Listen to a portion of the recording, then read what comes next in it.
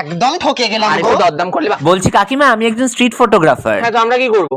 তুমি কে? রাস্তা ছাড়ো। না না কাকিমা, আপনাদের জাস্ট একটা ফটো তুলতে চাই। তোমা চেনা নেই জানা নেই, ফটো তুলবে বললেই হলো।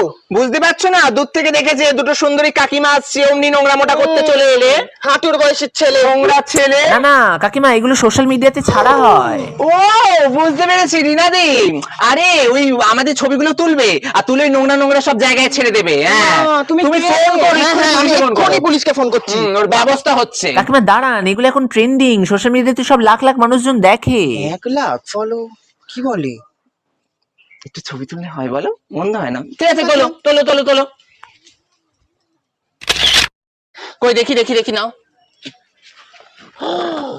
এই আমার শাড়িটা কি চকচক করছে দেখো। আমাকে কি সিলিম লাগছে, রোগা। এই তোলো, একটা তোলো। তোলো তোলো।